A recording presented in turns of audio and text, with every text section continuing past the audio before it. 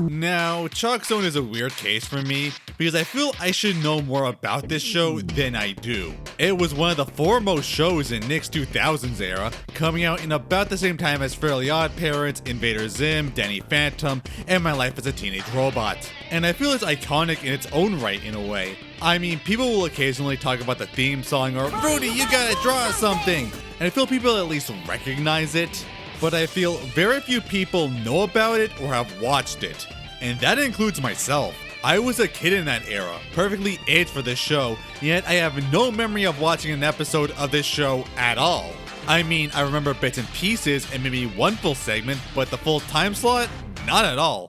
And I feel that it's the same for a lot of people, being one of the most obvious, oh yeah, that was a thing, shows on Nickelodeon. And I feel it's the same way on the internet too. I think while people do remember it, and some have watched it, and have fond memories, the active fan base is quite small, and I rarely, if ever, see people talk about it. Compared to something like My Life as a Teenage Robot, which has a lot of similarities coming from the same pilot showcase and being screwed by the network, but at least that show has a huge cult following around it, while I think Chalkzone doesn't have the same luxury.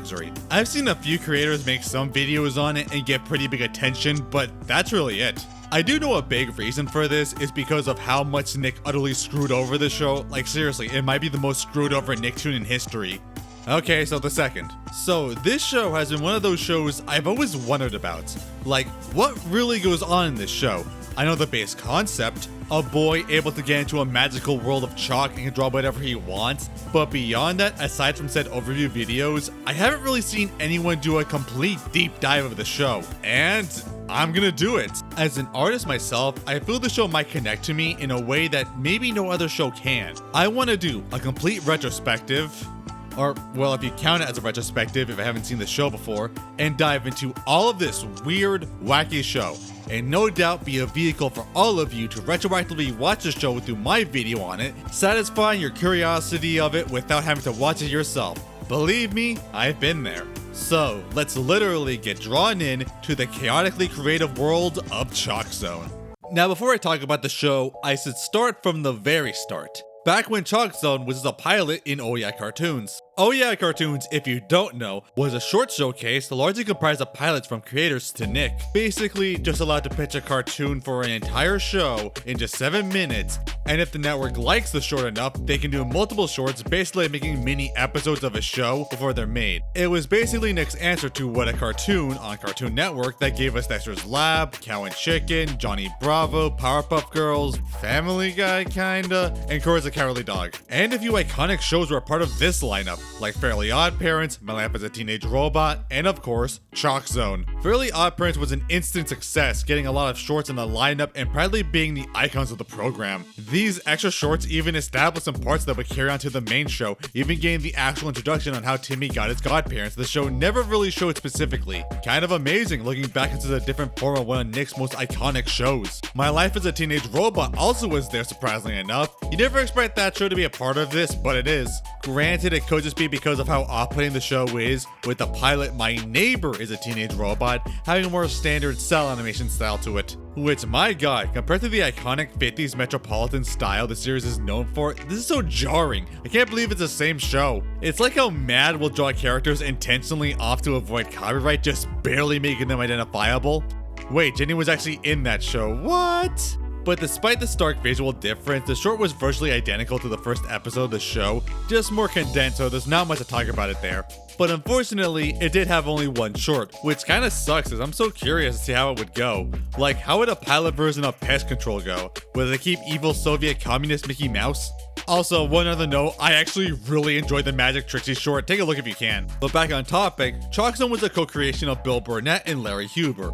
Larry had the idea of a boy with magic chalk, and Bill had the idea to make an entire chalk world. Apparently, it was originally made for What a Cartoon before Warner acquired Hanna-Barbera, and Fred Seibert, who made the iconic Frederator Studios, pitched it to Nick, where it was surprisingly the first to be greenlit to a full series in 1998. Yeah, before even Pop. Even if it took like 4 years to actually release, but I could tell Nick screwed over the show much later. But let's talk about the pilot itself. A lot of the shorts are repurposed for the show itself, so for this segment, I'm just covering the one pilot and shorts that weren't repurposed in the show, but were in the theme song to the computer confusion of many. Now, the point of a pilot is to convince execs and an audience the potential of a show in a short format. It's challenging because it can be hard to condense all your ideas in a show, present the concept well, and get your audience invested to see more. But I actually think Chalkzone excels at it and does a really great job in showing off the concept has potential for full series. First starting with a kid named Rudy in school being bullied by the school's bully, Reggie Bull Nerd, and then draws his superhero OC Snap beating up a monster version of him, named Bully Nerd,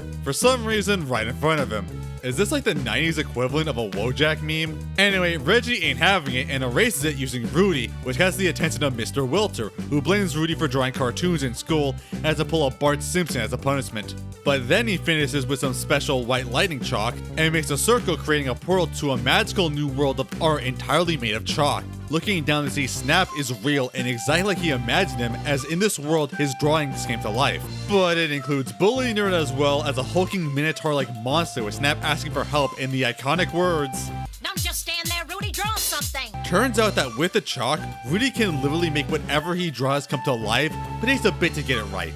So Snap explains what this is, acknowledging the exposition that this is Chalkzone, a place where all the erased art of the real world goes to turn into real beings, and even coming across living versions of other drawings he made, like Blocky, his first drawing when he was super young, and Bathtub Granny, a grumpy grandma stuck in a bathtub who hates her license Rudy drew as a joke. But eventually, Rudy starts to get more of the hang of it, encountering Bully Nerd chasing them, using a lot of Looney Tunes-like creations and slapstick encounters, using his smarts to not only get to the real world, but also using his new knowledge to take out Bully Nerd, and even getting Reggie in trouble for his schemes. So yeah, this was actually a great pilot. It perfectly introduced the concept of a boy being able to go to a secret world of chalk, the possibilities of so many adventures through the real world and in the magical world, and all the foes and conflicts that can be created by erasing stuff into it. You can already feel the possibilities of a world where you can literally make anything in it. So it's actually really easy to see why it was picked up by the network, and it was technically the first short shown in the series. And yeah, it was brought as the first episode of the main show as a random flashback establishing it was 2 years ago when Rudy was 8, explaining the difference in design. Apparently this was done by the network wanting an older protagonist, which did affect the shorts in the next season of Oh Yeah.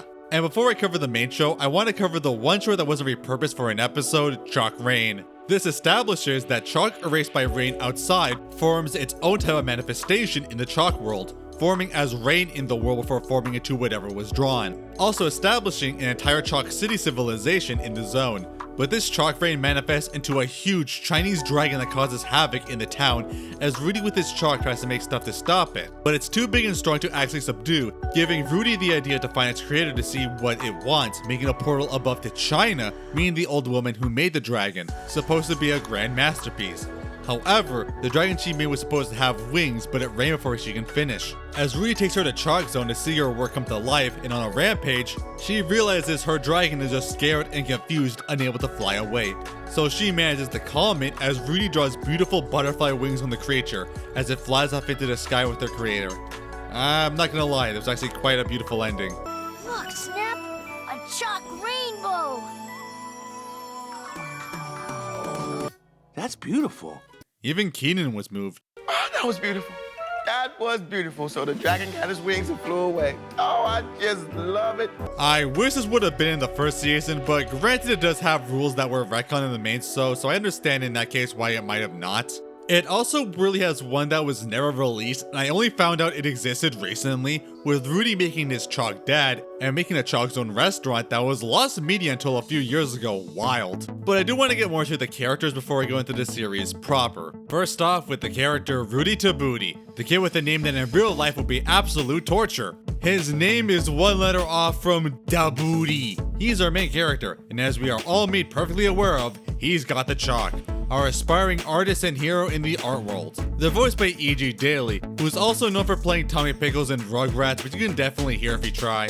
Actually, come to think about it, like every Nick Boy protagonist era was voiced by a woman. I'm surprised Danny is actually voiced by a guy at this point. He's one of the few people allowed and shown to be able to get into Chalkzone. It's never quite stated the requirements for a person to be able to make a portal to Chalkzone, but it's assumed they need a proper creative artistic spirit and a sort of good heart, kind of like an art chosen one, and I guess be able to draw a perfect circle so only he and SpongeBob can get in. With the ability to draw whatever he wants, he has to think of creative solutions to solve problems, so think scribble knots by way of drawn to life. By the way, just want to say, I'd love to make a drawn to life retrospective. It's one of my biggest plans to make a video on, but I need to have a bigger following before I can comfortably do more niche stuff. So if you really want that video, please subscribe to my channel so I can grow. Thanks. And to his credit, he really does try to be responsible with said role, but oftentimes endangers it by not thinking things through all the way. He will still have his moments of being a kid, overly impulsive and standoffish when he doesn't get what he wants, but usually he still learns his lesson at the end and tries to grow as a character. He is a little basic, especially compared to the larger personalities of the network, but to me, something that makes him stand out is him being an artist and dedicated to his medium, which as an artist myself, I resonate a lot more with his struggles, even more than I would have as a child. You'll get to see more of his characterization when I go through the other episodes. Though there's probably the most iconic character, Snap. Snap, as I mentioned, is Rudy's character, seemingly being a superhero type, but only manifested in the pilot when Rudy actually drew him in chalk. Though he actually has no superpowers, even with a section dedicated to it. Wow, I'm in charge. What could be more exciting? Which honestly would make nearly all plots moot if he did. Granted, his actual superpower is pretty much being a cartoon. I gotta say though, Snap is one of the most perfect designs I've seen. It's so simple and yet unique and stands out. It's like the perfect chalk character that's unique but lovable, like seriously. Granted, he does kind of look like Piblum. I can't get out of my head. He's also voiced by Candy Milo, known for her roles as Dexter in Dexter's Lab, and I guess the Flea from Mucha Lucha. God, this animation aged like crap. He performs him in a sort of Boston accent, which I think fits perfectly with his character. Go gaga for real human hair. And you live in a very hairy place, Rudy. Oh, no offense. What do you mean? They love it! Oh, you must be right. I must be a superhero. Now, Snap has a louder, more dynamic personality, but to his credit, he is not obnoxious or a jerk like he would be. A bit more of a wisecrack little scamp speaking his mind, like another type of kid in this dynamic, but he's always willing to help out Rudy as his best friend, and even give advice on occasion. Love how he calls him Bucko. He is actually like super lovable and charming when this type of character can be pretty annoying if done wrong. He's kind of like if you made Blue from Foster's, but not an asshole. He deserves to be in All-Stars Brawl 3. And let's not forget probably the most iconic part of this show. Rudy, you gotta draw something. Come on, you gotta draw something. Rudy, you gotta draw something. Rudy, you gotta draw something. Though actually you'd think it'd be like an episode-to-episode catchphrase, but it's really not as common as you think. He only says it like every third or fourth episode. But yeah, in case you're wondering, this is exactly what it's like being an artist. Shady, you gotta draw something. Don't just sit there, you gotta draw. Come on, Shady, you gotta exercise those creative muscles. You're gonna lose them. You're gonna lose your followers. The algorithm's gonna bury you if you don't post daily. You're losing people by the second. Screw your other obligations. Struggling depends on it. Come on. I also gotta touch upon Reggie being the main central antagonist, which, yeah, with the name Bull Nerd, pretty unsubtle. Also, I can't help but say that he kinda looks like a human version of SpongeBob. I can't be the one who thinks it. How fitting, honestly. Now, while there will be more overtly dangerous human antagonists, Reggie is the most common, bullying Rudy and the others, and oftentimes making a situation that forces Rudy to do something in Chalkzone. But he's pretty shallow beyond that, but honestly because of how he's treated academically and voiced, I don't know, I kind of feel this kid has some sort of mental disability or something. I just kind of feel bad for him. Maybe just lashing out because of it. I mean, the word was cow. K-O-W. But there's also Mr. Wilter, the main teacher of the school, which I also gotta say they look exactly like the Giants in Majora's Mask for some reason. Now, he is another antagonist in the school, but not as overt as Reggie, mostly being a situational one. Being a strict teacher, he doesn't try to cause trouble, but often does for Rudy and company. But that comes a lot as pure hatred for cartoons, which I don't really think makes sense. I don't think this guy knows a cartoon is like actually animated. He'll just call anything drawn on a board a cartoon. Like, this guy just hates anything that's not real. He's really fine with other forms of art like sculpture or puppetry, but 2D art is where he draws the line. You could take him to an art museum and all he'll do is complain that everything's a cartoon. He's the type of guy who would say that Van Gogh's Starry Night is nothing compared to a photo of an actual Starry Night. Now, I would say he's an on-the-nose stereotype, but then again, especially nowadays, I feel this attitude is especially relevant and works well subtextually in a show all about the power of imagination and art. Also forgot to say Walter is voiced by Robert Cate, since Bill wanted Norm Macdonald to voice him, but instead had to pick him since he did a good impression, only to then have him voice Norm the Genie in Fop, who was voiced by Macdonald in Fairy Idol when he was unavailable. Funny how things work out. This comic book makes a mockery of the assignment! This means a lot, and it ain't no evil plot. Give it a one, then you'll all see. And lastly, Penny Sanchez, the last part of this trio, being the new girl in school in the second segment of the first episode of the full show. She was introduced to them and was interested in Rudy's adventures in Chalkzone, having no idea it was based off a real place and wanted to hear more. And let me tell you, as a content creator, when someone asks to learn about your OC lore, that is a sacred friendship right there. Like at that point, you're blood brothers. This is literally that one meme right here. Penny is pretty nerdy and dorky, but her main trait is her incredible intelligence and curiosity. Pretty much she's the smartest person in school and ends up fighting Chalkzone when Rudy tries to help them. She is also voiced by Hayden Walsh, iconic for voicing Starfire and Princess Bubblegum. And with her intelligence and science talk, she really just sounds like a prepubescent PB. She really could have just voiced herself when that actually happened. Perpetual motion has been a dream of scientists for centuries, and I believe I have just uncovered the solution. And she's right by Rudy and Snap, helping out whenever there's trouble, being Rudy's closest friend and confidant.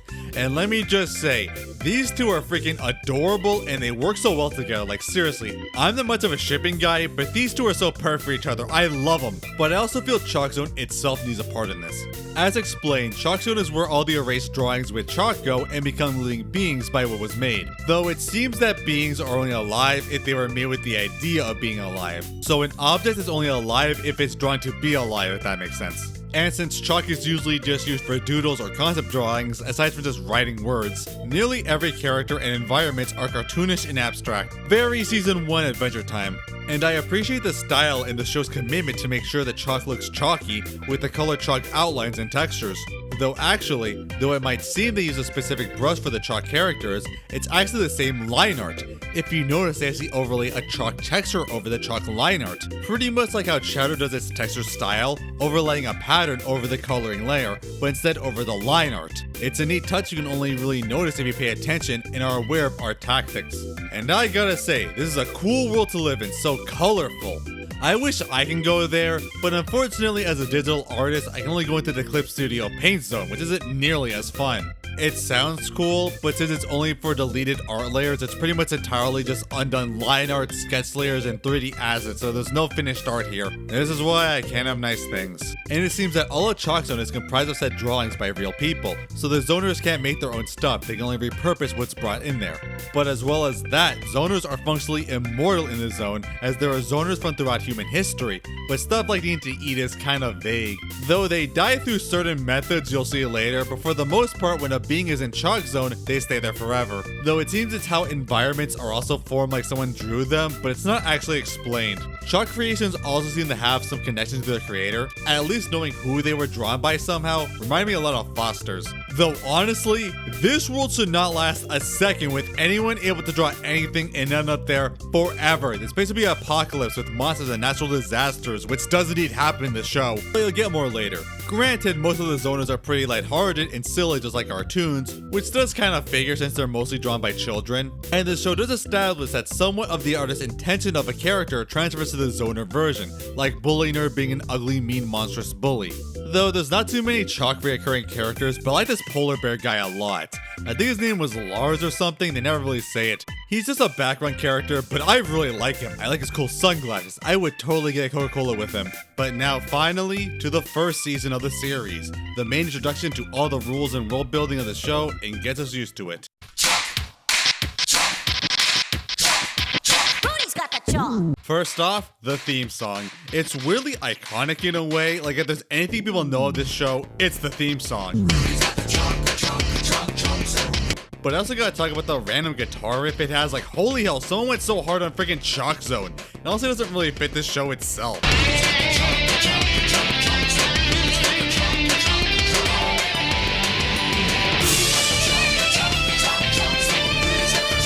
When I first saw the whole thing, I saw it through the impressive Megalovania remix, and I swear I thought it was from that song.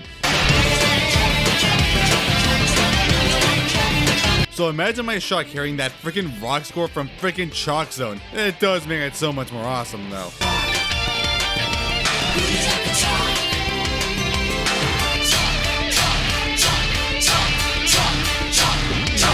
I covered the pilot and Rudy's story, so I'll jump to Rudy's Date, which is one of the second season Oh Yeah cartoon shorts. Here at the science fair, Penny makes a formula for perpetual motion, which is really the second time I've seen this in a cartoon. However, it gets erased by Reggie as he thinks he's ruined, but Rudy invites him to the Chalkzone to retrieve it.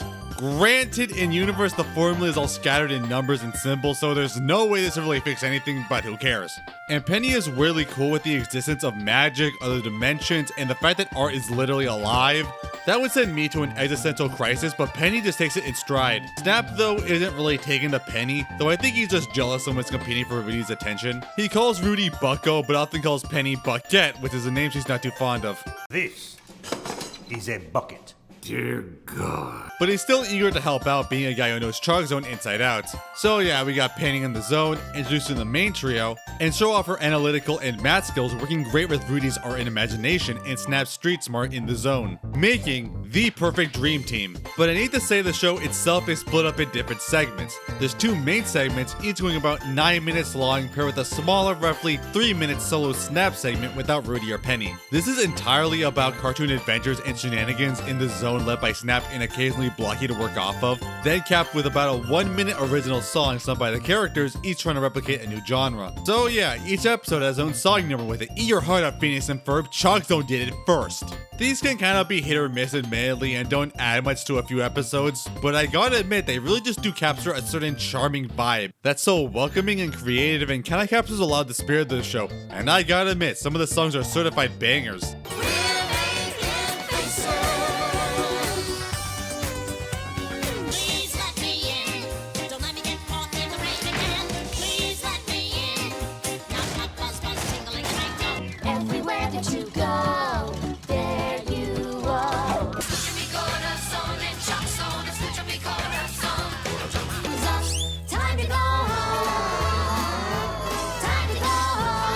The next main segment is Future Zone, where Rudy and Penny have an assignment to come up with ideas for devices from the future. But a robotic villain, Craniac 3, the third in the Craniac line, sees Rudy's magic chalk and thinks it's a matter manipulator, and wants it for his futuristic technology collection, stealing it and trying to use it himself to no avail, and thus predicting the current AI takeover hellscape we now live in. Give me the instruction manual.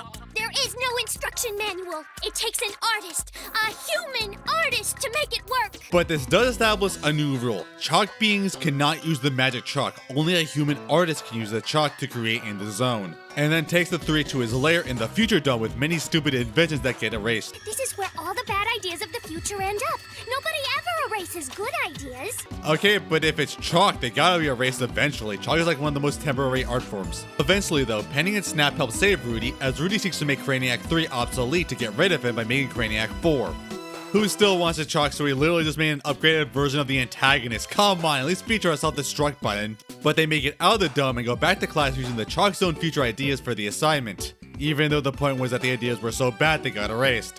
In the future, there will be false teeth that brush themselves. a bubblegum creature, instant matter materializers. In the future, there will be 500 TV channels. Far out. But nothing to watch. But I actually enjoyed this episode a lot, surprisingly. I really like when the show does a plot with an actual antagonist, and Craniac is one of the more fun villains of the show, and Rob Paulson plays him so well. I also gotta say, I'm gonna skip most of the Snap segments or Snap-episodes. They're mostly just small comedic stints with Snap and antics around the zone, usually very over the top and cartoonish with a lot of slapstick. And I do appreciate just learning about normal life in the zone with a new perspective, and it gives Blocky some more roles, usually a Snap sidekick. But since they don't really have much plot or importance, I don't feel the need to cover them unless it does have something worth talking about. Like, I don't know, there's one where Blocky and Snap are hungry and then find chocolate bunnies, but their mom tries to kill them. I don't know, man. What do you want me to say about this? Just a bunch of stuff. that happened. So again, not gonna cover most of them. Then we get to the Wiggies, starting out with Rudy, Penny, and Snap wanting to map the zone, which I think is a really cool idea. It fits well with the characters, especially Penny. I mean, I would love to explore this land. It's like a literal sandbox open world. It would be a dream come true. Like, can you imagine a world like this? Not only a world of imagination, but one where you can literally just create and meet your own characters. Like, who wouldn't want to do that? Granted, there's a chance they'll hate you, but I'm willing to take that risk. I mean, in the Clip Studio Paint Zone, I could get some cooler, actually famous guys, but look at that. No one can lead such a fine, sleek, perfectly colored and shaded work. You just can't do it. However, on their journey, they come across, ew! Who the hell would draw this thing? It's like the living embodiment of a cootie. So these disgusting pieces of toad vomit are called Wiggies. And I want to know who the hell drew this and then decided to draw multiple. Snap explains that they eat hair, which is still disgusting, and then immediately latches onto Rudy and chow down for being removed as they go back home. But Rudy, like an idiot, forgot to close the portal and allow the Wiggies to get to the real world. Which disturbs me on a fundamental level. Like, something about chalk creators being able to live and come to our reality is messed up. Like, this could destroy everything. And yeah, they immediately cause carnage, eating the scalps of every living thing in town, as the public has no idea what these abominations are. So good job, Rudy. You brought a horrific invasive species on the real world and it hasn't even been 2 seasons. Now they think to use water to get rid of them, but realize as chalk creatures the Wiggies would die for real. So this is an established thing in the world. Zoners will get disintegrated in water, and unlike being drawings, this time it's permanent. It's kinda weird this erasure kills them. I have a headcanon that whenever someone draws a being, they literally put some of their soul into it. Like how people say that art comes from the soul. And when it gets erased physically, the soul essence transcends into a new reality from the being, so basically Chalkzone is like chalk heaven. But now, since the soul matter is physical, destroying it destroys the entire essence for good. At least that's what I think. Personally though, I mean, I would do it anyway. I mean, look at these things. You look at this and tell me there's a god. I have never seen a thing that looks so longing for death. Its existence looks like pure pain. So good job, boy. You were horrifically irresponsible, brought an invasive species of hair-eating abominations in the real world, turning the entire town bald, and potentially leaked the existence of Chalkzone to the world. Our protector, everyone. But I actually did enjoy this episode for the world building and its added stakes with the chalk in the real world, which will become much more important in later episodes. But the next episode is Rapunzel, which was another OEI cartoon short brought for the series, where it introduces Queen Rapsheba, a reoccurring chalk character basically being a performing celebrity in the zone. But the main thing about her is that she's Snap's celebrity crush and is down bad for her, excited to see her play on Rapunzel. Not really much here, but the song was a standout. To my room. Rapunzel, Rapunzel, let down your long hair.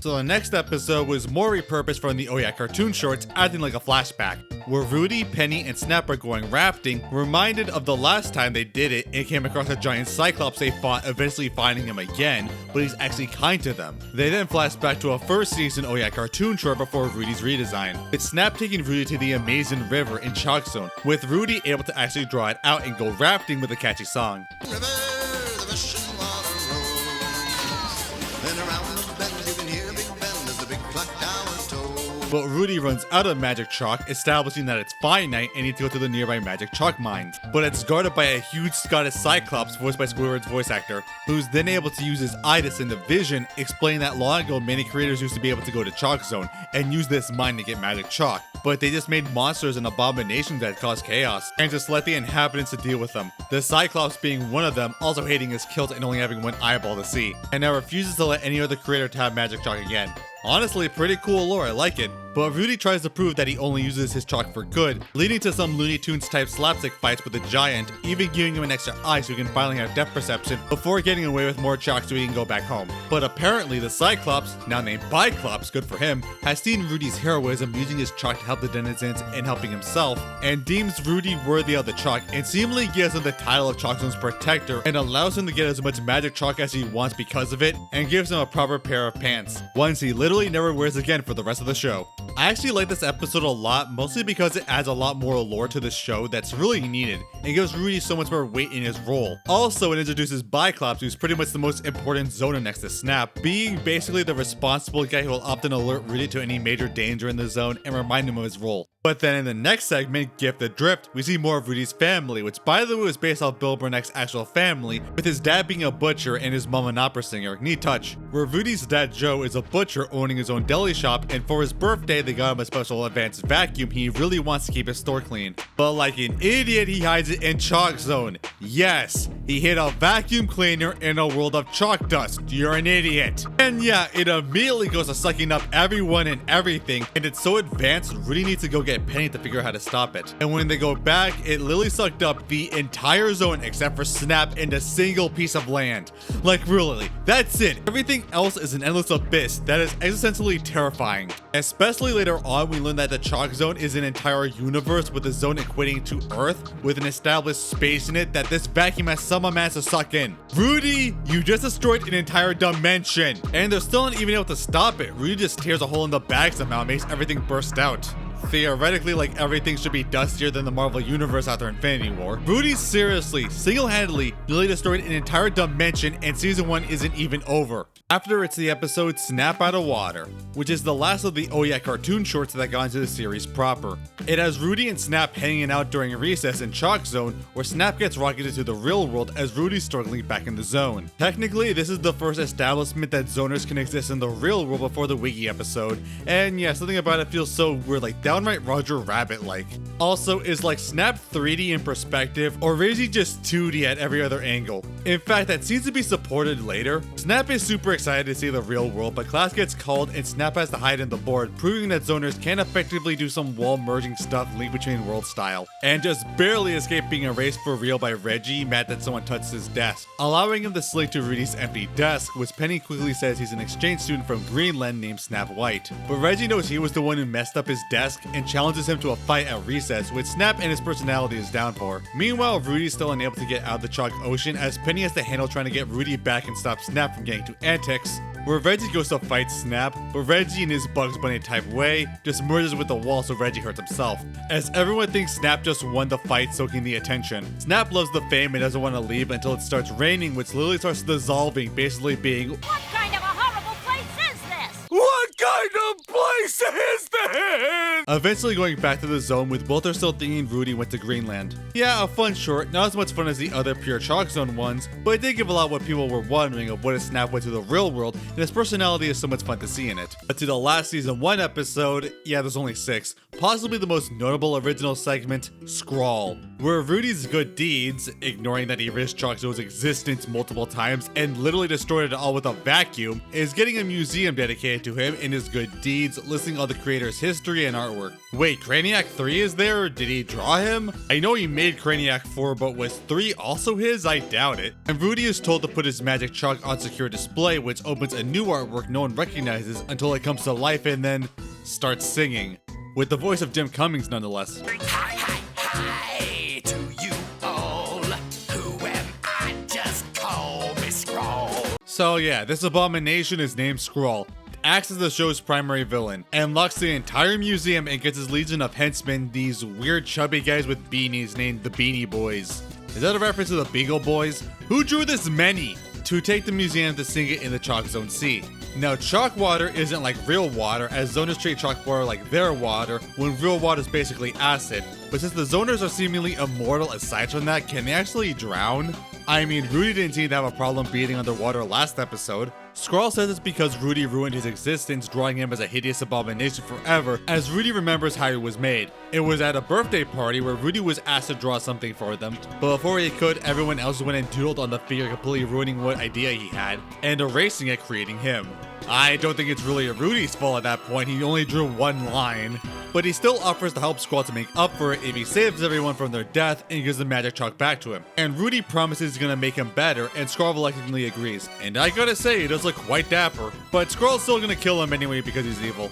So I guess really that just means that some zoners are just evil, like regardless of their creation, or Skrull's just that much of a hater. He plans to get away in a rocket in the museum until Rudy's able to draw a light to pull the building along with it, conveniently back in its place, but Skrull's still able to make a clean getaway. It's a neat and important episode since it introduced Skrull as the show's main villain. On the one hand, I do like his uniqueness with the idea of Rudy accidentally making an artistic abomination that's resentful to him. It's a great idea for a villain, taking advantage of the show's rules. But then again, just kind of making him still try to kill everyone even after Rudy helped them did just make him come across a lot like an evil just for evil villain, which is pretty lame after that. And ending it with the next segment, Secret Passages. Probably my least favorite season 1 episode, there's not much even happens. Rudy and Penny have to get into school after closing to get his hamster back for his school project and use Chalkzone to do it. I feel this episode was just made to introduce more rules about Chalkzone for the future. One is that the sun never sets in Chalkzone, and night is in one certain area, Night Zone, where people go to sleep are the typical nightlife, which is one of the most reoccurring places in the zone, so it's important to establish.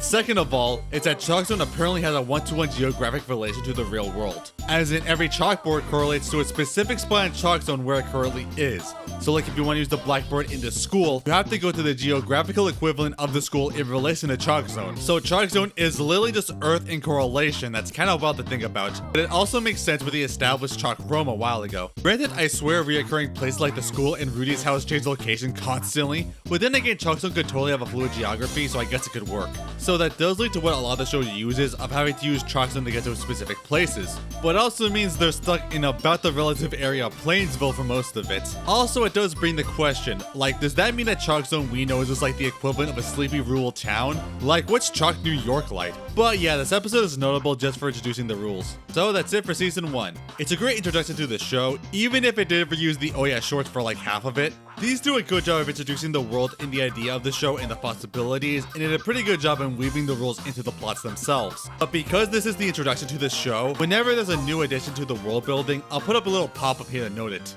Since I think one of the biggest draws in the show is the world itself, which is a lot of these episodes are made to show off how the Chalkzone works, it really gets a chance to really branch out. But that's what the next season is for, so let's go to season 2.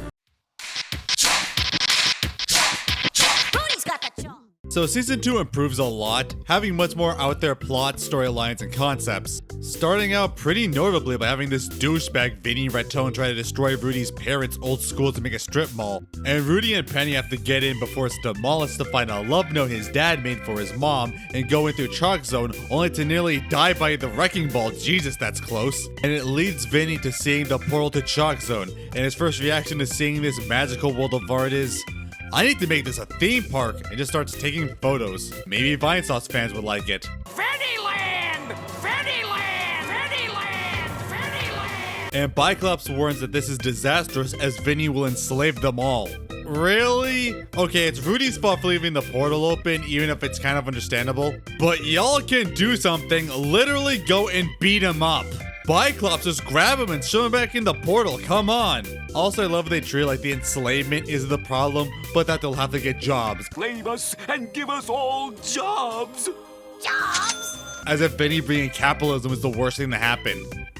Okay, maybe it is. Vinny does become one of the most reoccurring villains though, so it is important. We also see Rudy's baby cousin Sophie is also a creator, with greater potential to get into Chalkzone, which sounds really cool, but the show never really uses it. Maybe she could be the protector when Rudy gets older. Also, like, Vinny comes in and no one challenges this direct threat, but an actual baby falls in and then everything wants to kill them. What gives? One episode I sort of remember was when Reggie uses Rudy in a magic act and actually disappeared in Chalkzone, and he has no idea how. That's a pretty nice idea, and to have Rudy actually get Reggie back, though he does realize he's going too far when he goes actively humiliating him in the whole school. But the episode after is pretty heavy-handed and yet surprisingly relevant. Rudy's in a class by this Miss Tweezer woman who instills the class that real is good and unreal is bad.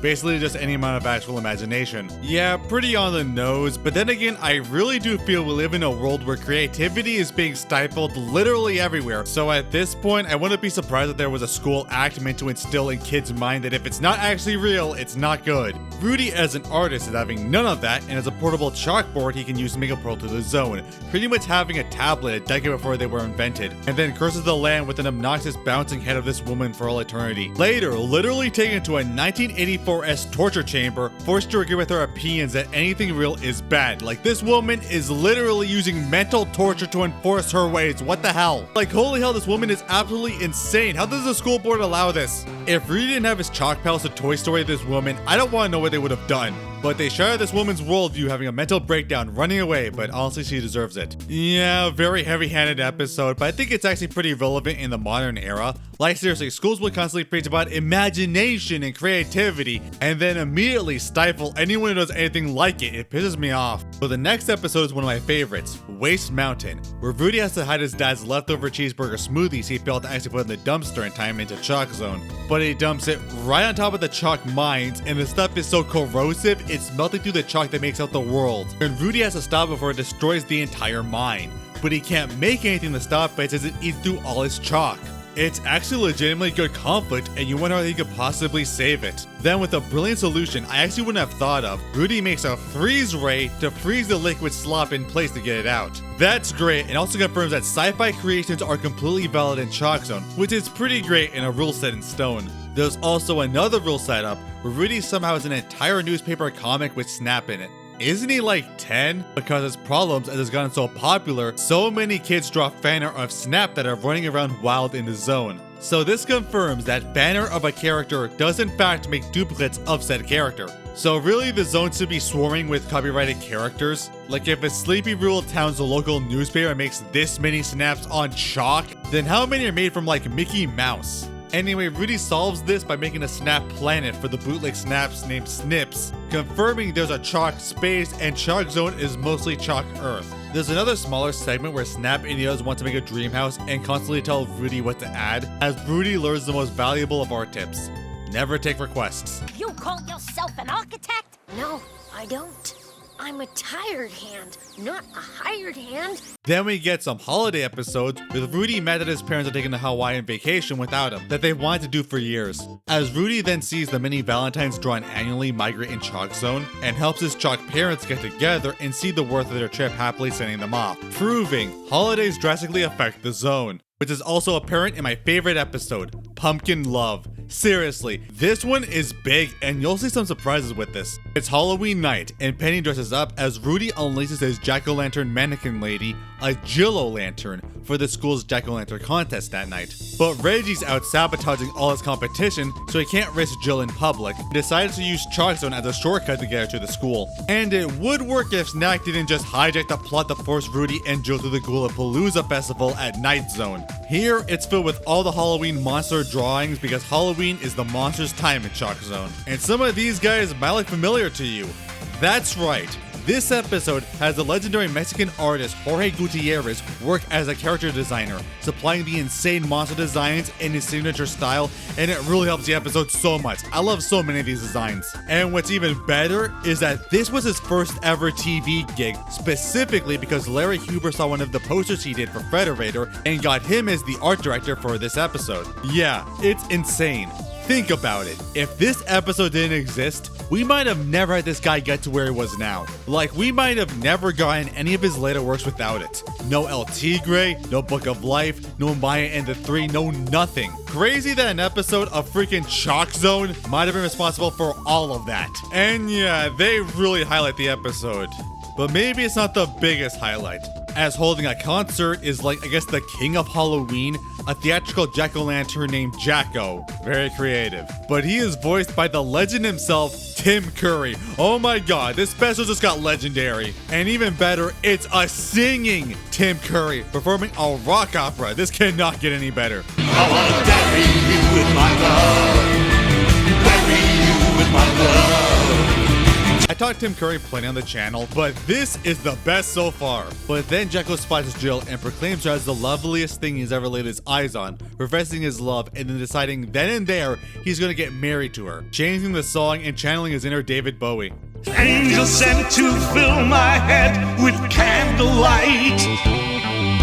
You smile so brightly and you dance so gracefully. I wanna marry you. I wanna marry you. Seriously, this is the highlight of the episode. Listen through the whole thing. There's a clean rip out there. Marry you, marry you, marry you, marry you. Rudy, though, is pissed that Jacko stole his contest entry because how dare he find true love in his 4th grade level competition, swears to get her back. Sneaking in the super cool wedding hall, like god, this episode has the best aesthetics in the entire show. Then making a disguise to sneak through the bride schools, and oh my god, cute vampire girls. Like seriously, my favorite designs of the entire episode. I love them so much. Especially this one right here. I would die for you, New York accented Batgirl. Well, okay. Okay, whatever. If you say so. We'll take a break. How the hell do they have less than a minute of screen time? Seriously, they need so much more attention and should have come back after. The pride's been snatched! The pride's been snatched! So yeah, Rudy steals Jill back and runs off with Jacko summoning all his monster minions after him. And there's a very obvious solution to this I'll get you later, but Snack comes in with the witch's broom to make an escape. But Jacko follows on a banshee that looks nothing like a banshee. There's a big armed biker guy. And Rudy loses the chalk and they're pretty much screwed until they just so happen to ride outside of Night Zone, which instantly kills the banshee, I guess, as Jacko falls. That'll show you for falling in love. And he makes it just in time to wow the competition and humiliate Reggie. Okay, does anyone actually care about this part of the episode? I was listening to Halloween Town Tim Curry. And yeah, that was Chalkzone's Halloween episode. And as much as I was gassing it up, you might have seen one big problem. It is pretty underdeveloped. While it has so many cool aspects, a lot of it really does feel rushed in some places, namely Jacko himself, the Halloween zone, even just the bride escape. Chalkzone runs by about 8 to 9 minutes of two main segments, and for the most part it's fine as the show is rarely plot heavy, but this is one of the times I feel it seriously hurts the episode.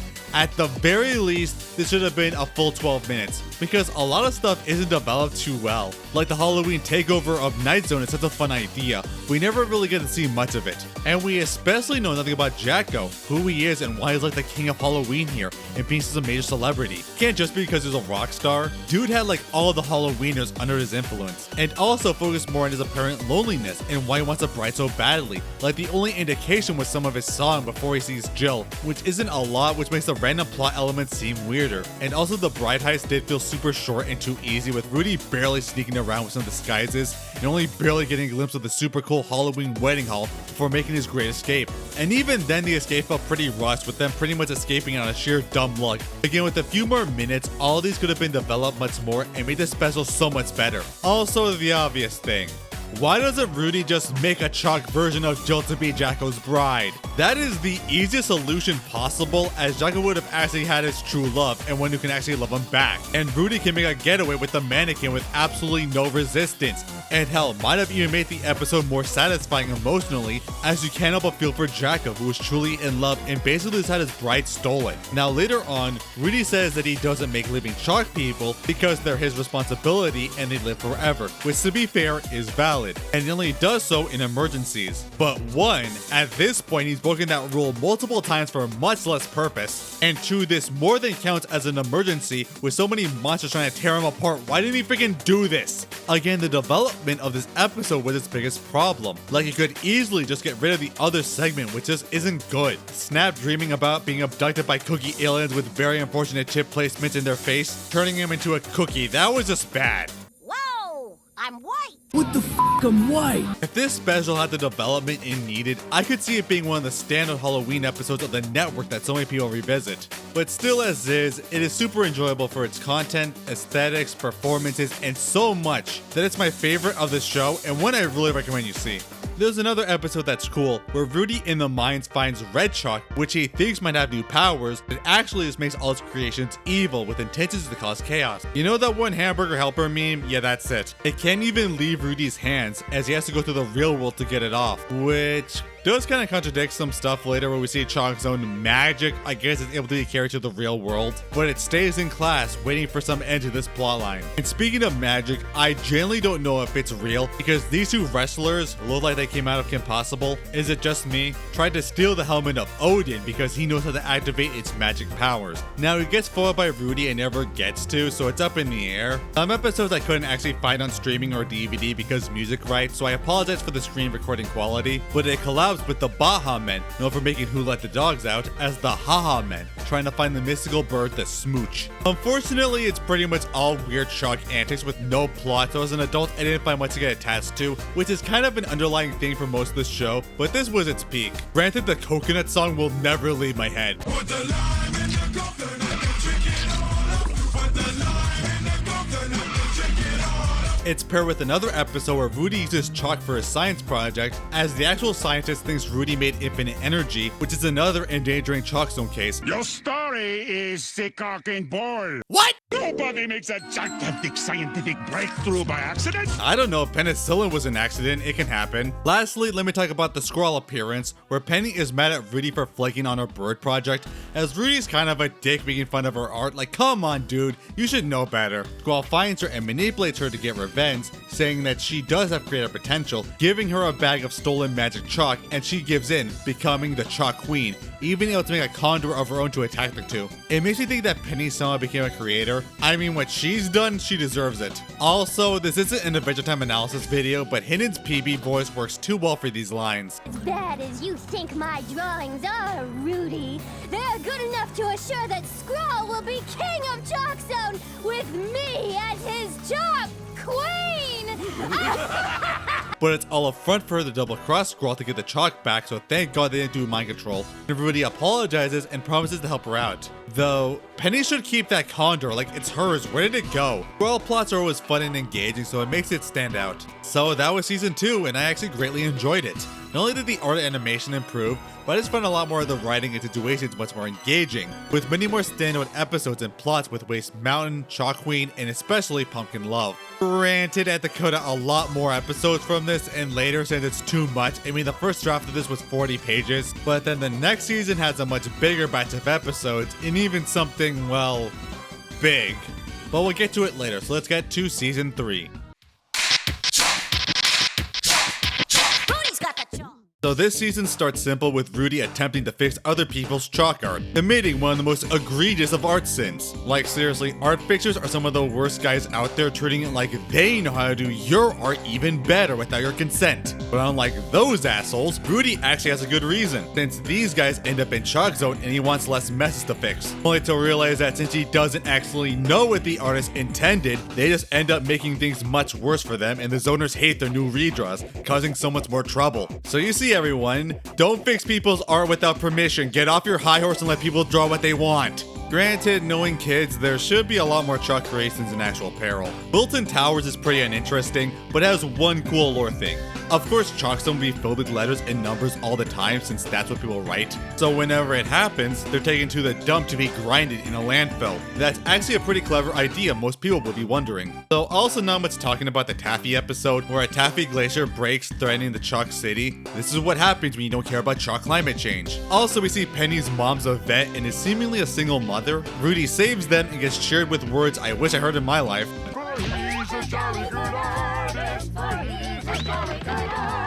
Also, the Taffy is evil for some reason, and nothing Rudy can do can stop it. Now I gotta say, I've been watching the show a lot, and I feel Rudy doesn't come up with nearly the arsenal he needs for these situations. Like me personally, I would have standby equipment that could cover most problems like this, especially since it established that sci-fi devices should work as intended, even if they're not real. Me personally, I tried to make 1. A supersonic jetpack, a giant net launcher gun, the chalk equivalent of the poltergeist from Luigi's Mansion, and a giant mecha only I can pilot in case of emergency. Like, that is all I think you need. That would solve like every situation. Like, screw Rudy, I'd be the best protector of Chalkzone. Freeze rate was a good idea. I keep using that though. Good job. Vinny Raton also comes back in a minor case, remembering Rudy in his photos and thinking his bag will have the secrets of Chalkzone, and does see Rudy firsthand, but is taken away by the destruction he led trying to take it. We then learn it's Snap's birthday, but in the Chalkzone, it's the anniversary where you were erased and sent there. Since it's Snap's second year birthday, that means that the pilot was the first time Snap was ever drawn in chalk. It has Rudy stuck between going to his party and helping his dad in a contest, and it's the worst type of tension that rants my social anxiety. Another episode has Rudy stay up late in Night Zone, and we see Rudy's drawing abilities affect the quality of the drawings, especially here when he's sleep fatigued and later on drawing on their non-dominant hand. The Snap episode has an interesting thing, showing that zoners can get food from menus at restaurants, which makes a lot of sense. But this also shows, and especially before when Snap and Blocky go hungry,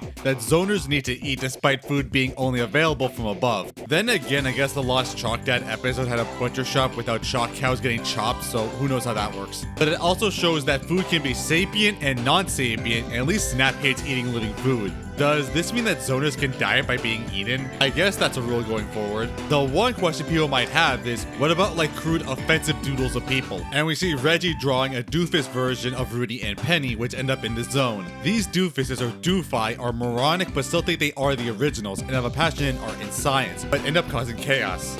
How does this world survive? Rudy tries to help them, giving them private studios, but just gives them way too many resources. I love the ending though, that they convince Reggie to draw himself as responsible to make a version of himself in the zone to effectively keep them in line. That's amazing. At least Snap still checks up on them occasionally. I love how the show explores its concepts and can surprise you a lot in humorous ways. But on the other end, this season has quite a few morbid stuff and themes. Starting with Rudy meeting a comic artist he really likes and overhears him planning a woodland retreat where he asks him to his school's assembly. Like to then see he never went home a week later and find him through his creations in Chalkzone that a blizzard came, snowing him in as he ran out of food 2 days ago and doesn't have any form of heating. If Rudy didn't spy on him the week before through Chalkzone, this man would have died and never been rescued. It is so morbid for this show. Speaking of that, I gotta say, this dimension should not survive. The fact that anyone is able to draw anything that gets to this dimension forever would have made this a wasteland. For example, Chalkzone is suddenly plagued with massive ferocious tornadoes that plow and destroy the land, with Rudy barely able to take a solution again and again, only to find it's only drawn by this one bratty kid who really likes bad weather. This one kid is single-handedly creating dozens of Category 5 tornadoes in this world.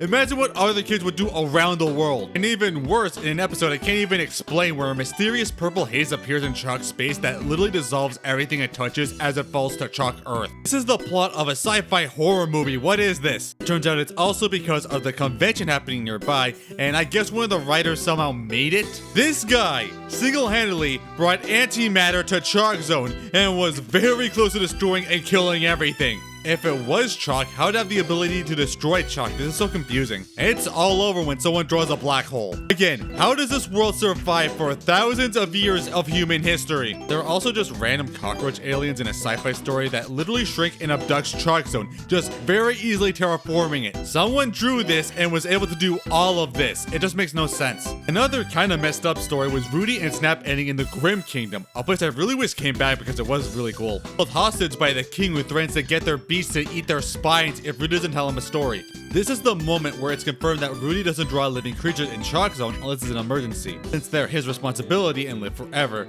Even he was pretty callous before with it, but now it's to do so to save Snap, making Princess Shirley, this troll guy, and a giant frog in the story, but geniusly through it manages to trick the king to effectively defeating him and putting Shirley in charge because the king is too corrupt. Now I get it, but also I think usurping nations is some sort of violation. Rudy does have another episode where he literally braces don't make sapient characters rule to make a singing, dancing puppet guy with the sole purpose to spite Reggie. So yeah, that kind of went out the window. He made it in Chalkzone and it goes horribly wrong when Reggie's dog pretty much eats it alive, and it's pretty brutal. Rudy, what's happening to me? No, Dexter, stop! Oh, I'm melting! What he finds is apparently being made in Chalkzone gets you one free get erased card, which kind of throws out my soul essence theory, but whatever. Snap has a segment hosting a news channel named Snapshot. Shame it wasn't a talk show, then it could be Snapchat. We also get another lore edition. What happens if Chalk isn't fully erased? Well, we see they become the Chalk equivalent of Ghost, as we see Mr. Wilter's old childhood drawings haunt Queen Rapsheba's new house, has to erase them fully to make them whole. Pretty cool idea. Even if Rudy looks like a Sonic OC here. But to the more meaty aspects of the season, it has some more plot important episodes. Starting with Double Trouble, the first full-length episode lasting the whole 22 minutes. It had a great concept of Skrull and Craniac joining together to take out Rudy, with Skrull making a mold and Craniac going to use it to turn one of his robots into him so that he can trick Cyclops easily to destroy the magic chalk. As we all know, the children yearn for the mines. As a child, I yearned for the mines. Oh goddammit, none of his robots work right, remember all the bad inventions? Until Rudy and Penny coincidentally work on a robot for their project and can't decide if it should be for combat or helping, and break up, erasing it and putting it in the zone. Really, guys? As it goes on a rampage beating up my man Lars, poor guy. My glasses are the only thing about me that isn't broken. The villains find it perfect for their project, as Snap finds them out just in time as Rudy has to fight his robot duplicate. It's actually pretty cool. You might know everything I'm going to do, but that's not going to help you since I know everything you're going to do. Strange, isn't it? Makes me wish the show did more full-length episodes because I really feel it could pull it off. There is another episode, Indecent Exposure, no, not that one, where it turns out Terry Buffon, that one reporter girl, somehow managed to piece together Chalkzone's entire existence without seeing it once. Holy hell. But no one believes in a multi-dimensional chalk world, but is told to get snapped to prove it. After his whole exchange student thing. How did she get footage of that one? She also stalks children at their school to the point that she should be arrested, to the point of going in and abducting what's basically a child, Jesus. But surprisingly, no one really cares that there's a magical two-dimensional boy just think he's doing tricks. Maybe they think he's a really talented foreign circus contortionist. But Terry took Rudy's magic chalk and finds out Chalkzone's real. Which supports my theory, at least that chalk from Chalkzone lets anyone use it, is going to expose them on national television. But Rudy and Snap are able to make it just look like a magic act he performs that literally no one questions, and even better, stick a wiggy on her. And all laugh at a woman's televised mental breakdown. This will become relevant in a later episode, but man, Terry suddenly became like a much more important and smarter person out of nowhere. For the last regular episode, there's Skrull's brain. As Skrull made a giant brain to hypnotize all of Chalkzone, as Rudy goes all out trying to stop him, like, man, dude, where was this the whole time? This is your brainwave on chalk, Skrull! Is that a drug PSA reference? He's got jet boots, which aren't quite jet packs, but good enough. But Brain actually double crosses Skrull, seeing Rudy's potential, and forces him to make her a new body so she'll be all powerful. It says he can only do it with Skrull and Snap's help, getting to a temporary alliance against a greater threat thing. That's actually pretty cool. Only to then rewire her senses, and Jesus Christ, girl got the Gravity Falls treatment. And she never appears again, so she's probably in eternal agony. But I also want to do one more thing before the big thing. The Christmas special. So Rudy's torn between spending Christmas with his family he got in a fight with after he's not getting the art supplies he wanted, or spending it in Chalkzone, pulled by Penny and Snap. But Chalkzone has its own Christmas that's literally just like blending every culture whatsoever in a place called Altogetherland. God, it's like if a Coexist bumper was a music video. Song is pretty nice.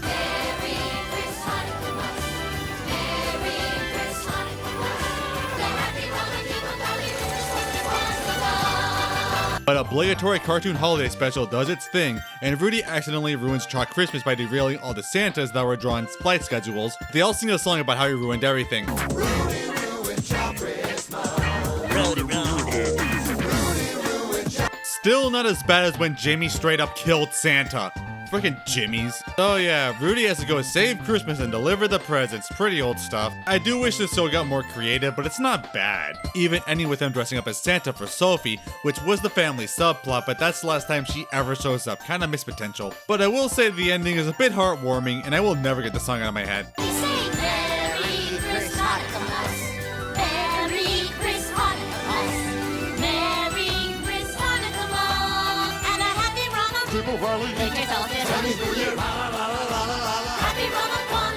And now for the big thing to end season 3. And I mean big, as it's the big blow up. Chalkzone's own TV movie. I don't remember watching it, at least in full, but I definitely remember catching some bumpers. Kinda wild to think that Chalkzone got a movie, but really looking back, every Nick show in this era got a movie with it. I mean, think about it. Win, Lose, Kaboom, Rainstorm, Escape from Cluster Prime, it's not that weird. But let's see how Chalkzone stacks up to those. It starts out with Rudy exploring the depths of the Mumbo Jumbo jungle on an expedition, as Snap makes a chalkumentary, kill me, about it. Also, Snap without gloves feels so wrong. Ew, his white hands! Rudy wants to go to the Forbidden Zone. Didn't say we were coming into any Forbidden Zone. The Forbidden Zone! A zone that is, yes, forbidden to you! Sealed 300 years ago. The other zoners are afraid of it, as even Biclops had to stay away from it. But if they did, this will be a very short movie, as Rudy goes, I'm the protector of Chalkzone, I'll do whatever I goddamn want, and goes in while Penny's the only one with actual brain cells. And we get honestly a pretty cool opening sequence. Like, it's not as good as Escape from Cluster Prime, but it's still cool to see with the jungle aesthetics. Even if it does look like an expensive bumper for the special, but still awesome. But while in the Forbidden Zone, they pretty easily opened the tomb of King Mumbo Jumbo. Wow, Mumbo became a king? Guess things got better after Nuts and Bolts after all. Then the chamber only finds a large empty tortoise shell, and it's covered in seemingly a swarm of red bats that bite Rudy before flying off. Hope that wasn't important. In the tomb, they find wall writing and a flute that may or may not be foreshadowing. But the swarm finds Biclops and bite him as he inexplicably swells up like a balloon and floats off panicking. And he coincidentally floats by the trio and explains that this is horrible. Turns out that this is balloonemia, an ancient epidemic that swept Chalkzone, a disease you don't come down with but come up, inflating a zoner like a balloon continually and continually until they explode. And that does mean actual death here, so I guess I can put the zoners can die of disease. Weird how too Nick shows established inflating and exploding as a problem in the world. The last balloonemia epidemic was 300 years ago, so no one knows how to cure it or what causes it. And then we see it's already spread through a chunk of the reoccurring characters, Granny, Lars, Blocky, and even Rapsheba. Biclops says their only hope is to find the Encyclopedia, a name so forced I'm just gonna call him by his name Barney, as he has all of Chalkzone's history and need to hurry before this big blow up has a second meaning. So yeah, the stakes are they need to find a cure for a disease before everyone freaking dies. That's pretty messed up and dark for this show. Their first challenge is how to find a way to break through his impenetrable fortress, since he's a complete recluse. The real challenge for me is how I'm gonna talk about this episode without people making stupid comments about it. They break through the canopy, but then come across a really cool monster on the attack. I knew Torterra should have gotten a mega evolution. It's a Gula monster.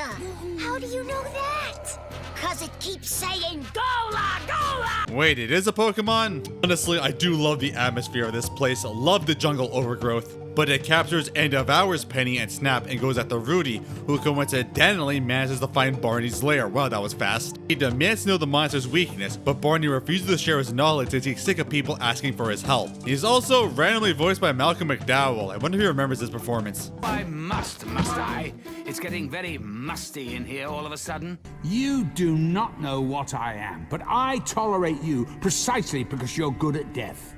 It nourishes me. But Rudy ain't having that and forces it out of him, freeing his friends in time from the belly of the beast. Wait, if he's like over 300 years old, that's like 1700s. That's before the American Revolution. How the hell did someone draw a perfect 90s computer to make this guy? This makes no sense. But they need his help, but he refuses again until he sees the Balloonemia coincidentally all float above his forest, which horrifies him since he witnesses the previous epidemics and now he saw hundreds get infected and I guess just die. So yeah, hundreds of people died from this. Jesus Christ, the body count. How many chalk outlines is that? It explains that it was caused by the inflator mouse, aka those bat things. Why are they called mouse if they're bats? Which were sealed long ago. So Rudy realizes that he did the chalk equivalent of unleashing malaria onto the populace. He also talks about the shell in the chamber, which Barney said must belong to the old king, and cries because that means his closest friend was devoured by the creatures, apparently sealing them away himself, ashamed of giving him the information. But Barney says that there is no cure for balloonemia. But before they can do anything, a giant literal praying mantis comes out of nowhere to eat him. Yeah, out of nowhere. And instead of making a chalk bazooka to kill the thing, or at least a distraction sandwich, he messes up, and Barney is forced to do his last resort to separate his body parts as they run away. And no, don't do this to me! Get out of my head, no! Now his pods are running amok in the forest, and he needs to get them to get his knowledge back. Okay, if I was in this situation, everyone gets a jetpack and a really big butterfly net. We can fix this in 10 minutes tops. And I'm not gonna lie, the next 15 minutes of this movie is pure padding. They have to go through all these weird challenges and puzzles to get the pieces for no story reason. What does Snap arguing with Irish possums do to further the plot? It appears the opossum family of Dublin has a new body part opponent. Literally, the only thing that actually happens is in the very end where Rudy draws wings on Barney, turning into the Keeper in the Age of Wonder Beast poster, and that doesn't even matter. Look, if you had to literally introduce a random threat with the sole purpose of delaying the characters for so much of the runtime just to get through the exact same situation they just were, that is not good writing. So again, after getting to the point they just were, they find the description on balloonemia. No cure was ever found. And hearing this, all the victims start crying because they're gonna die. This special's really morbid if you think about it. But Rudy's not giving up so easily, and reads that the flute they found has the ability to control the inflator mouse, and has to seal them back up again, just as they coincidentally come back. With no choice, he has to keep playing the flute and lure the bats in the tomb, right as they infect Barney and Snap, so they're goners as well. And since he can't stop playing or they'll escape, Rudy is forced to follow the old king and repeat history to seal himself in the tomb, playing for the bats until exhaustion with Penny Penny crying. Now, this is actually a pretty nice moment where all hope seems lost, and I appreciate it even if I wish they milked more drama. But could you just make a chalk tape recorder? Would that work? But surprise, it turns out the shell wasn't empty as King Momo Jumbo emerges. Taking breaks between the flute, he realizes that he's been hibernating all this time as his shell protected him from the creature's bites, as he's been waiting so long for a creator to save him. And Rudy finally seals the inflator mouse away with his chalk for good, as Penny's relieved to see him alive. And they randomly came up with a cure, literally, there's no given explanation, where Rudy makes a giant soda can the balloon maniacs can drink from, or as he says, suck as though your lives depended on it! And they burp it out, curing them of the disease. I mean, it's stupid, but it's Chalkzone, I'm not gonna complain. So they praise Rudy for saving them, as I don't think he ever says that he's the guy who unsealed them.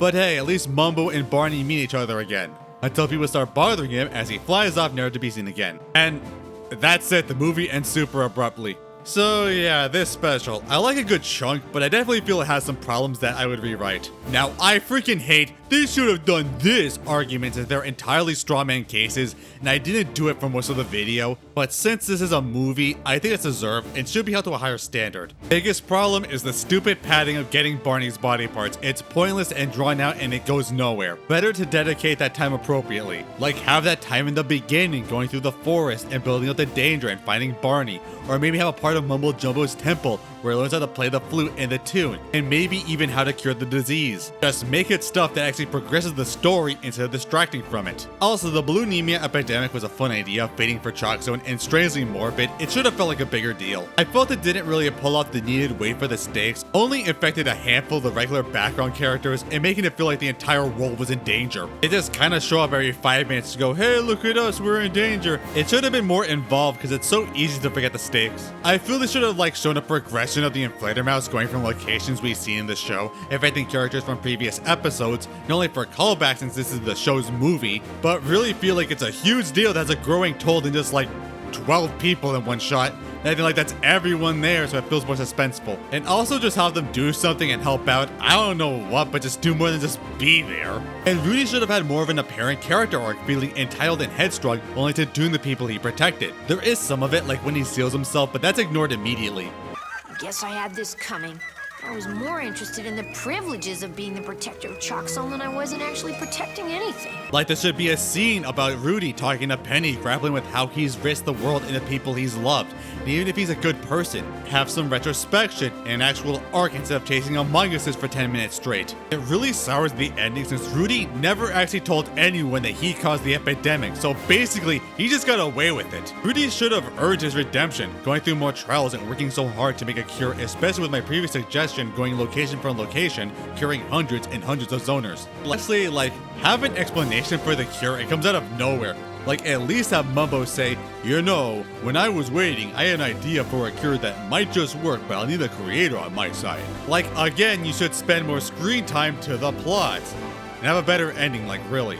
It also had basically no impact later, and none of the characters come back and nothing is referenced. Yeah, this ain't no Escape from Cluster Prime, which I consider to be the best of these movies. That could have easily worked as a series finale, and this is probably the weakest. I still enjoyed it, mostly the first half and some ideas, but it was heavily flawed. So that was season 3, it got really ambitious with double-length episodes and specials, and even a movie. I enjoyed it for the most part, and had some standard episodes, but I probably prefer season 2. Now for the 4th and last one.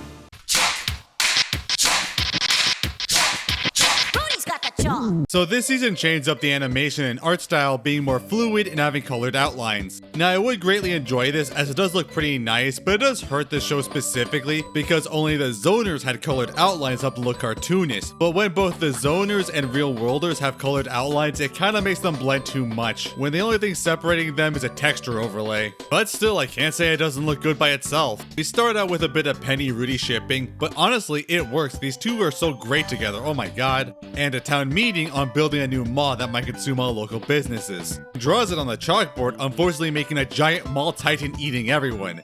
Again, how does anyone live here? But hey, Rudy finally built a giant mech, it's about time. Even if he disappointingly can't use it with all the people inside. But he somehow votes it out of existence? I think this is the one monster to be followed by a public vote. As well as that, we see that Rudy once drew Snap's family, who is really happy to learn about. I guess Blocky doesn't count. But I guess Rudy just made them out of spite since Snap's family just wanted to do all the chores for him. poor guy was legitimately happy. But there is one more important episode, Rudy Disarmed, where he breaks his drawing arms and struggles to get into Chalkzone. So, new rule, Rudy's art is affected by his dominant hand. But he is being invited to a spooky party with Snap and Rap Sheba. And who should appear but Jacko! Holy hell, he's back, and with Tim Curry, who would have guessed? I guess he wasn't Wild Thornberry, so it's not that out there. But I swear this episode is acknowledging just what I said, that Jacko is spiteful, since from his perspective, Rudy just abducted his one true love, and since he's a creator, he demands that Rudy make him a new jail or he'll imprison him and his friends. And Rudy still does it. Like, what the hell? Like, you've done it before casually out of spite, and this completely counts as an emergency. Like, literally, just draw Chalk Jill and he will leave you alone forever. You made Chalk Life just to spite Reggie, come on. You will literally make Chalk Life numerous times later in the season for no reason. What is the issue here? My only guess is that he's just so spiteful for him for taking his contest entry that he refuses to help him, even risking him and his friends' lives. You took my one true love and chance to break my eternal loneliness. You will use your power of creation to make me a love or you'll regret it. I'd rather die than see you happy. Now, there's actually a good way to justify this to not make Rudy look like an ass, since Rudy's drawing hand is broken and he can't make a living chalk being anyway, or at least one that wouldn't live in agony. And then just say Jacko thinks he's lying or doesn't care, so Rudy cannot actually do it. Now it just seems that Rudy's gonna just throw his friends under the bus because he hates Jacko that much. Chance, Jacko! I don't draw brides on demand! And Jacko sends his monster army in a giant mace to kill him, and he can't even draw. Good job for not doing the obvious solution, now you're gonna die. Also, the bride schools don't come back, boo! Anyway, he gets defeated by a shitty bowling ball. Was it that easy? And then joins his friend's bowling tournament that's so irrelevant I didn't want to say it. Why'd they waste screen time on it? But Jacko falls in love with a statue with a bowling ball head. I would say this is a happy ending, but he's clearly just delirious from head trauma, so when he gets better, he's probably gonna go back to you and do the same exact thing. Good job, you dumbass. I can't be the only one on Team Jacko, like he just wants a wife to love. You know what? I'm gonna draw a bride for you. You deserve it. But I don't have any chalk or chalkboard, so I did it digitally. So she's going to the Clip Studio Paint Zone. But you know I tried. Hashtag justice for Jacko. I do enjoy Jacko's return, and it does acknowledge my issues, but it also kind of cemented them. Speaking of callbacks, we also finally get an episode where Reggie finds the red chalk from before and uses it to get into Chalkzone and causes carnage from it and his own violent urges. It's actually a concept I wish got done sooner. This is awesome. One of the coolest episode concepts is Rudy and Reggie outdueling each other's chalk creations, even if it does end with Reggie having the red chalk turn on him and getting knocked out to think it was all a dream. Which honestly is the only way this can actually happen. So come on, Biclops, just kick him or something. We also get to learn about Rap Sheba's creator, showing that zoners have some like Foster's home-like connection to who made them in the first place, even if it is very one-sided. Fittingly enough, she's a theater kid, so I guess Rap Sheba was like her OC or something. Rudy actually falls hard for her, but come on, we all know Penny's the girl for him. Though that's not the only weird creator thing established, as it turns out Van Gogh himself apparently made a spiteful, angry version of himself called Van No-Go, who is objected to all criticism. And it's sad that I don't know if the real Van Gogh would actually do that. That guy had it beyond rough. He is also voiced by Maurice LaMarche doing his father voice, ironic here in my last video. How dare you! That cake is not for you to... How dare you! She chooses your work over mine? Does have beautiful Van Gogh-based backgrounds though. There's also a music section called Go Pop about how good it is to literally pop, and after the big blow up, this just feels insanely callous. Like, if I was there, I just feel insulted. Like, yeah, a few weeks ago, I literally was about to explode and die for real. I had PTSD at that moment, and I am traumatized, and you little shits want to put on a performance on how good it is to pop, like, go to hell. And with the small segments, there's one Snap episode called Label Police, where Snap is arrested for breaking the rule on his pillow tag and gets arrested by a Laurel and Hardy parody. But to escape prison with other guys for breaking labels. I did was drink milk after the expiration date. For that, you deserve to be in prison. I am only mentioning this because this is the one part of the show I vividly remember watching. That's it. This is my biggest exposure to the show as a kid. What the hell? There is one really cool idea with a villain named the Quick Sandman, who's like Freddy Krueger, making zoners fall asleep and setting him to his hell dimension, forced to live their worst nightmare. Apparently, Rudy's is having art critique, which feels really ironic with what he's pulled in previous episodes. So Snaps is that Rudy will keep redesigning him, which is kind of existential in a way. Rudy, you gotta stop the drawing! Though you can't just wake up and Rudy uses the nail in the chalkboard thing to defeat him, since it's much worse in the zone. The one episode I love is Melodrama Falls, bought a spot in Chalkzone to 1920s type animated figures, and all played out like a silent slapstick cartoon, and they even get involved. I love this one so much, even if it's kind of barely Chalkzone. Not as good as the Fairly Oddparents one, but very few are. But much more importantly is the episode The Whiteboard, where Rudy is sick at summer and is given a whiteboard, only to then find out it leads to a goddamn whiteboard zone. Yes, there are other zones in this universe. I am freaking out. Apparently it's mostly filled with graphs cluttering the place, and it's wardened by a giant eraser who hates mess and erases everything to keep it clean. Honestly, that's amazing. But then even weirder is that they leave that and then go to the freaking pencil zone. Holy shit, is there a zone for every art medium out there? Is there actually a Clip Studio paint zone?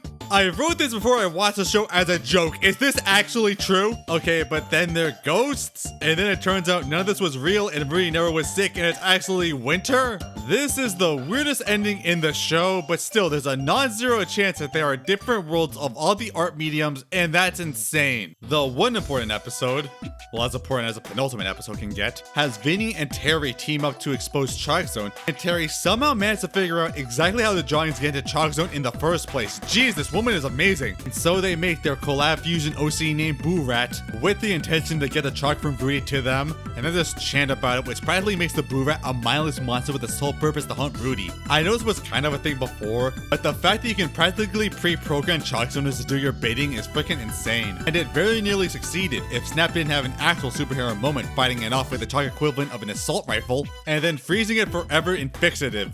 So like, that thing's in a living death, Jesus Christ. I love that Terry and Vinny probably think that the entire plan is ridiculous, even though they were right the entire time, but we'll never know. Also, it shows Snap is spiteful that Rudy is getting closer to Penny than he is, which might have been something if the series continued. But for the last two episodes, first, the day the Chalkzone stood still, where it's New Year's and they go to Chalkzone only to find the entire world frozen in place with half the residents in fear, as if they've been frozen in time. With this being the last episode, this is disturbingly real, but a message from Biclops reveals at the New Year ceremony, Old Man Time gives his crown to Baby New Year to restart the cycle. But this year's Old Man stole the clock and never passed on the New Year, making the zone frozen in time. Jeez. So they had to get it back to actually make time go on. Again, this world is messed up. Lastly, with Bull Snap, with Penny having to go to Spain all summer. Wasn't it just winter? That episode was so freaking weird. And to deal with the geographical differences, Rudy makes a teleporter, but Snap switches brain with a bull. I'm a guy trapped in a bull's body. I'm a man trapped in a pig's body. That's what they all say. I joke, but that's literally what happens. Have a dinner date in Barcelona? Ah, Enrique, another talking bull. Ay, ay, ay. We get so many who try to get out of the bull ring. And that's it. There is a Snap episode of Snap guarding the chalk mines when Biclops away, and is paranoid of Skrull and Craniac, which is one of the few appearances they have. Yeah, not even a main Skrull appearance this season. But that ends it. And I'm sad to see it go. So, season 4. It was still enjoyable, and I feel it got pretty experimental at times. And while it's not my favorite, still probably 2 is, I do appreciate how it tended to pay out the previous story arcs, at least before it ended. And I'm sure a lot of you guys are watching like, wow, this show seemed fun, why did I never watch it? Yeah, that's a thing. There was a reason for that. How Nick mistreated Chalkzone.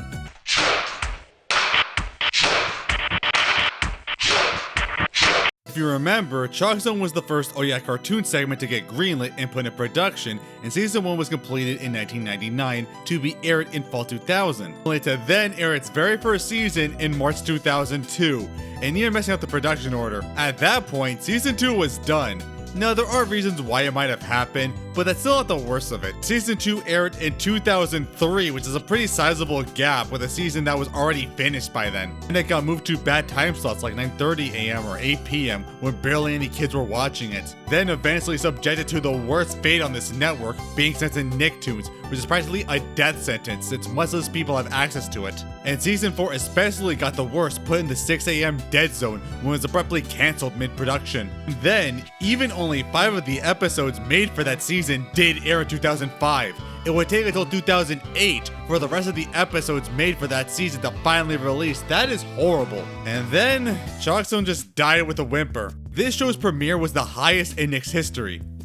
Well, until Jimmy Neutron a few months later, but it counts. and it got treated like this. Now, it's not the only show to have done this, as My Life as a Teenage Robot got just as bad, if not even worse treatment, but at least that show got a huge cult following after, and Nick is finally acknowledging it and using Jenny in other media and marketing, and especially compared to the Fairly Oddparents, the last Oh Yeah cartoon series, which was almost like a golden boy to the network as a runner-up to SpongeBob. You know that drowning meme? Yeah, this is that. And it's really no surprise, Nick is infamous for killing shows suddenly and quickly, and though I can't pinpoint the exact reason, it's obviously SpongeBob favoritism. If a show isn't an immediate mega hit, then kill it quickly and move on. Why make new shows when you just make a dozen spin-offs and movies of your two most valuable properties? Variety is for suckers. Even Butch Hartman has gone on record multiple times that his show was canceled for being behind SpongeBob, only to be saved by the last second again and again. And yeah, Chalkzone was one of the biggest victims of that, and probably why so many haven't even seen it.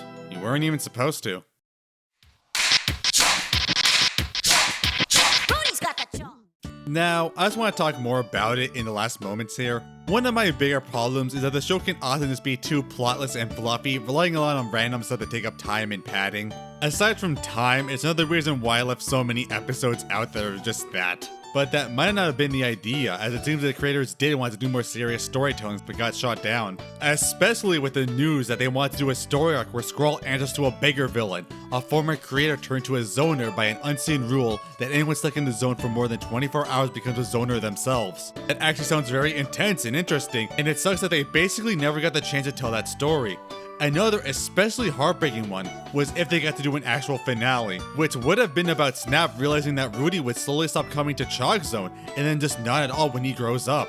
And like, damn, that would be so soul crushing if that had aired, especially was in a time skip in Snap's perspective like OKKO, oh my god. I thought I'd have time to enjoy and experience these moments. I thought things would stay the same forever. Not fair! We were supposed to go on more adventures! Also, that Hot Diggity Demon parody is actually somewhat canon, what the hell? But it also makes me realize something I never thought of. The show is about escapism.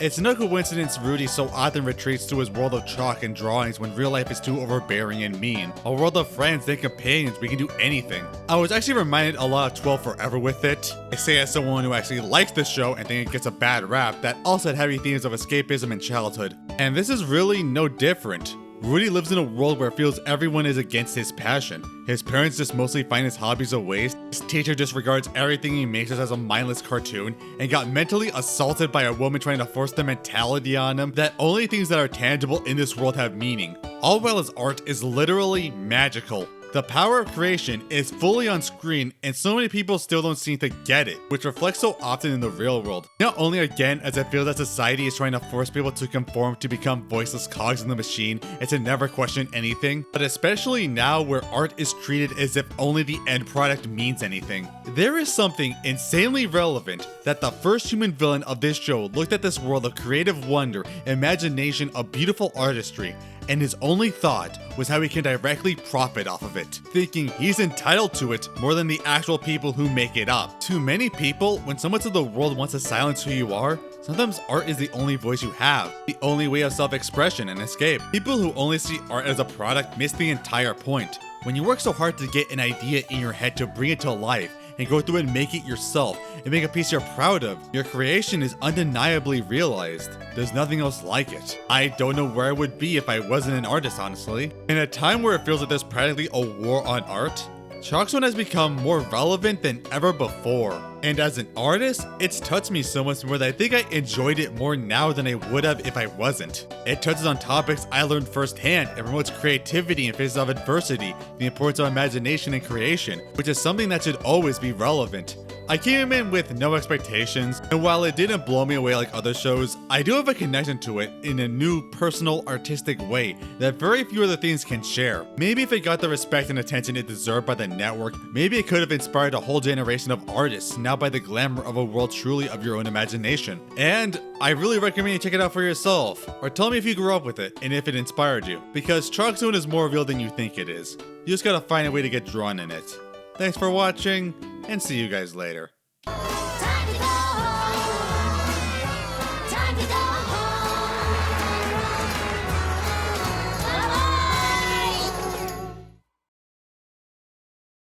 Why, Creator?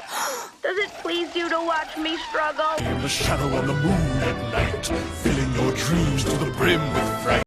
I'm gonna get ya. I'm gonna get ya. Look out, boy, 'cause I'm gonna get ya.